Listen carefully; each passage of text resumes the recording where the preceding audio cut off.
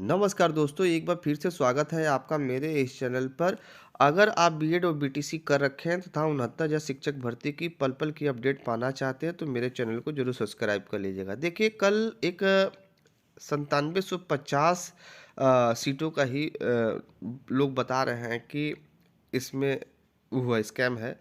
तो मैं बता दूं कि इस तरीके का जो वायरल है ये खबर बिल्कुल ही निर्धार है। बहुत बच्चे कमेंट करके पूछे सर क्या हुआ 9750 में सिर्फ एससी को 920 सीटें ही मिल रही हैं और ओबीसी को 8830। तो मैं बता दूं कि इस तरीके का खबर से आप लोग दूरे रहा करिए, क्योंकि आप ये जान लीजिए कि 6800 की जो लिस्ट आई थी तो वो क्वैश होने के कारण दो थे। एक तो उसके अंदर जो रिजर्वेशन वाला मामला था दिव्यांग का, दिव्यांगों को 4% की जगह 3% मिला था, तो 1% वहाँ पर कम था जो 6800 में दे दिया गया था। तो ये कई कमियों की वजह से 6800 की लिस्ट थी, इसलिए उसको उसमें भी बाकायदे गुणांक कैटेगरी कुछ नहीं था, इसलिए उसको खारिज कर दिया गया था।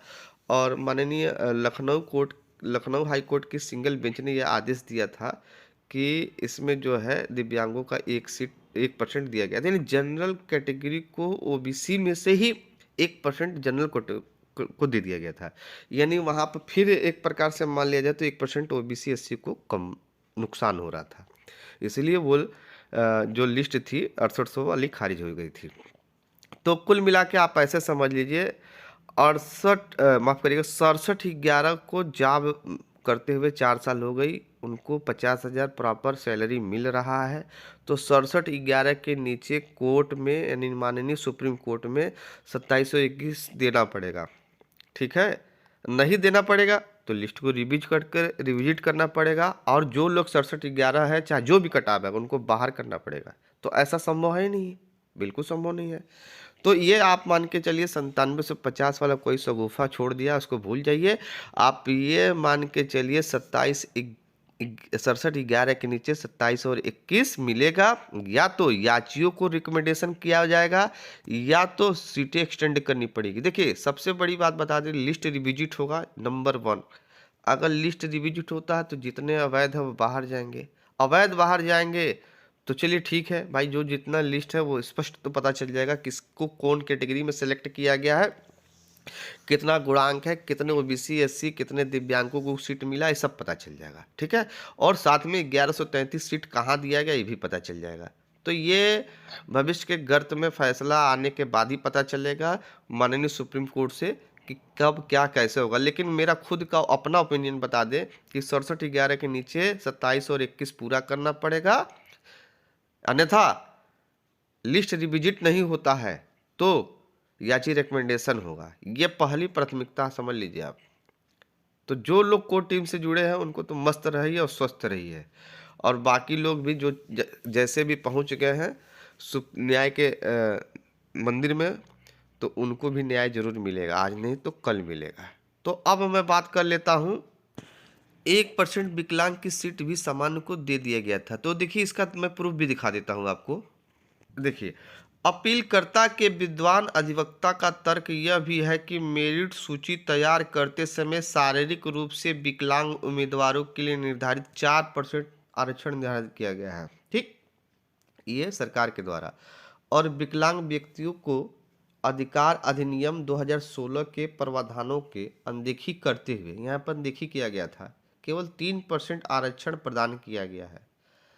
उक्त विसंगति को दूर करने के लिए राज्य सरकार ने आरक्षित श्रेणी के उम्मीदवारों के लिए 6800 पदों में 1% शारीरिक रूप से विकलांग उम्मीदवारों को रखते हुए 5/1/2022 को चयन सूची तैयार की, लेकिन विद्वान एकल न्यायाधीश ने मामले को पहलू पर विचार किए बिना उक्त चयन सूची को रद्द कर दिया था। यानी ये सिंगल बेंच का जो आदेश के लिए डबल बेंच में लिखा गया था, तो ये डबल बेंच में साफ साफ लिखा गया है कि इसी यही एक रीजन था, तो रद्द कर दिया गया। उसमें भी 1% ही कमी कर दी गई थी। तो ये एक प्रकार से आप इसको इस तरीके से समझ लीजिए कि जो ओबीसी एससी की जो सीटें थी उसमें से भी 1% इनको दिया गया था।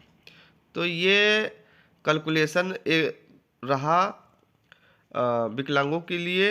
अब हम बात करेंगे कि अगली सुनवाई के लिए टीम के बारे में। देखिए टीम जो है 18 मार्च की सुनवाई के लिए करीब करीब आप मान के चलिए होली के बाद से नहीं, होली के 2 दिन बिफोर ही दिल्ली जाके प्रॉपर बाकायदे तैयारी में लग जाएगी। इसमें कोर्ट टीम जो है ज़रा भी कोताही नहीं करेगी। अभी मेरे सूत्रों से यही पता चल रहा है, ठीक है। और रही बात 6800 की, तो 6800 की टीम भी एक्टिव हो गए हैं। वो लोग भी अब एक दूसरे से मनमुटाव कम करते हुए तैयारी में लग गए हैं। तो फिलहाल की में यही निकल के आ रहा है कि 9750 सीट का नया अफवाह है और 1% विकलांग की सीट भी सामान्य को दे दिया गया था, तो उसमें कोर्ट द्वारा खारिज कर दिया गया था। अब अगली सुनवाई 18 मार्च को लगा है। वीडियो बहुत लंबा हो रहा है। वीडियो देखने के लिए बहुत बहुत धन्यवाद। भगवान करे आपका दिन शुभ हो।